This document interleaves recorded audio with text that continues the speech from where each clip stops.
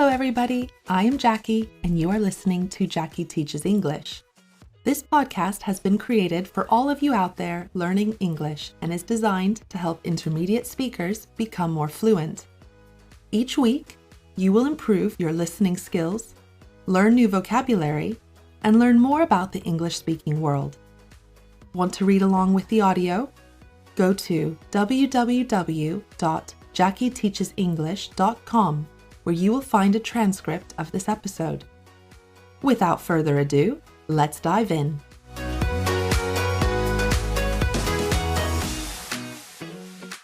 Today, I want to talk to you about a British fashion craze that many of you might be wearing right now on your feet. I'm talking about the brand Doc Martens. Whether or not you've ever tried on one of these iconic boots, I imagine that you've heard of them. Starting off as a simple and affordable footwear for the working classes, this brand has made it onto the international stage, raking in $1.25 billion in revenue in 2023 alone. The phrasal verb to rake in means to earn a lot of money. This phrase came from the garden rake that we use to collect leaves that have fallen and we put them into piles. You can rake up leaves and you can rake up profit. If you want to use this phrase, you can specify the amount of money. For example, he rakes in over £100,000 a year. Or you can simply say, she's really raking it in, which means that she earns a lot. The Doc Martens brand that many of us know and love today is experiencing a huge success. But was it always that way? For this episode, I decided to dive into the history and interesting facts of this very popular British icon. Starting with the very first interesting bit of trivia, Doc Martens didn't start as an English company at all. The very first boot was designed by a German medical doctor named Klaus Martens. It all came down to a rather unfortunate incident for Dr. Martens. He broke his foot in a skiing accident. As a result, he found wearing standard military footwear incredibly uncomfortable, and this drove him to come up with a high-quality, more comfortable boot. You can use the phrase to drive someone to do something when you want to express that they were encouraged, persuaded, or even forced to take that course of action. For example, my mother's nagging drove me to go and see the doctor. Now, my mother isn't going to appreciate that example, so if you're listening, Mom, just know I love you. In this case, it was the pain that poor Dr. Martens felt when he wore the military boots that drove him to design the first version of the Doc Martens boot that we know now.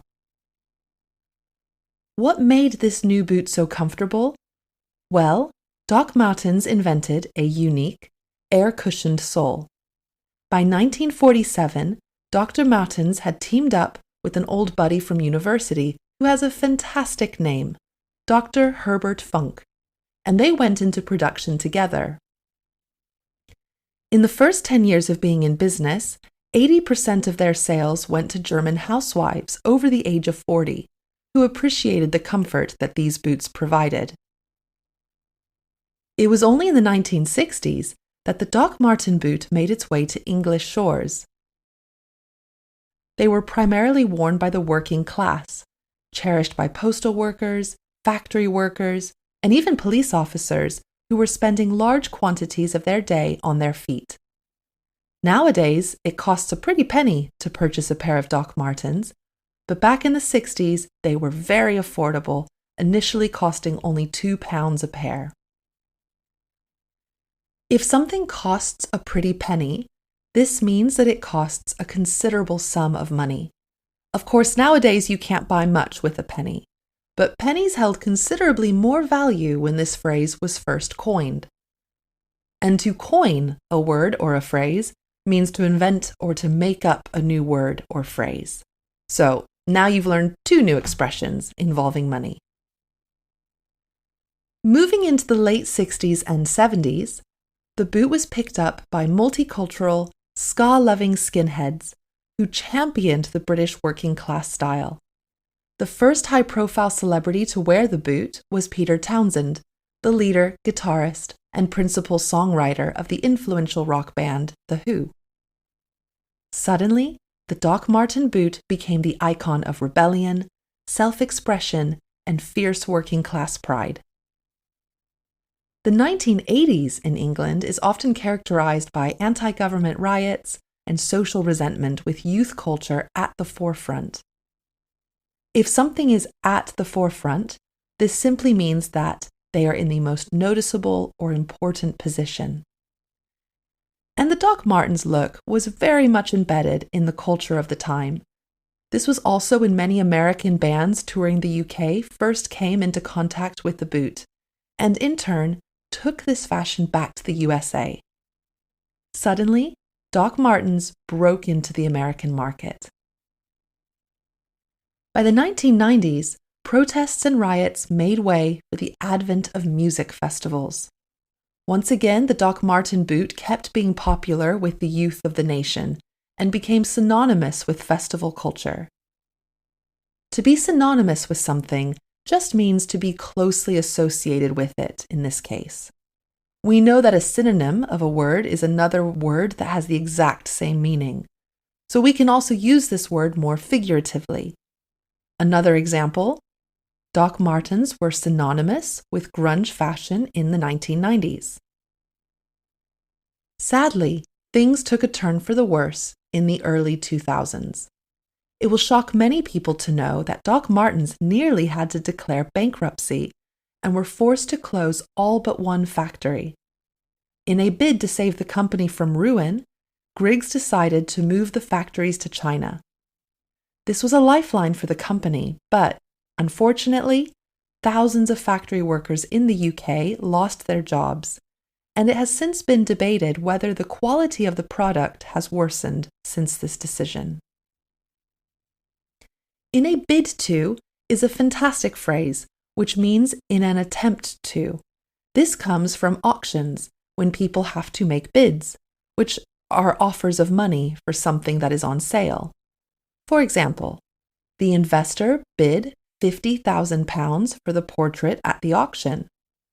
But in this example, we aren't talking about auctions. Griggs was desperate to keep his company, so, in a bid to avoid bankruptcy, he moved the factories to China. In an attempt to avoid bankruptcy, he moved the factories to China. Since then, Doc Martens have enjoyed a huge comeback. Gen Z consumers, remember Gen Z are the generation of people born in the late 1990s and early 2000s, have been influential in Doc Martens' recent success. Perhaps the vintage look that the young people of today cherish. After all, we have seen a boom in sales of other things vintage, including record players. The company is also working hard to stay current and to keep up with social trends, namely in animal rights matters. They have recently launched a vegan range of products so that consumers can choose footwear that are not made from leather. Now it seems that Doc Martens is doing better than ever before, and it looks like the brand is here to stay for a long while yet. We all know that fashion is ever-changing and trends come and go, but it appears that Doc Martens is firmly rooted in British history and identity. After all, who doesn't enjoy a little rebellion and self-expression? Apparently, even Pope John Paul II does.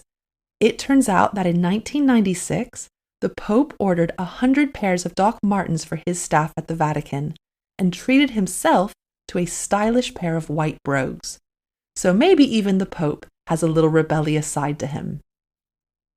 And on that positive note, we are going to wrap it up here. Thank you for listening to this episode of my podcast, and I hope that you found it useful. If you would like to tell me about an important brand from your home country, leave a comment and I would love to hear from you. If you liked this episode, please consider subscribing, sharing it with a friend, or rating it on your podcast app. This will help more English learners find us. Remember that you can find the transcript of this episode and bonus activities on my website, www.jackieteachesenglish.com. Thank you so much, and I'll see you next week with another episode of Jackie Teaches English. Bye!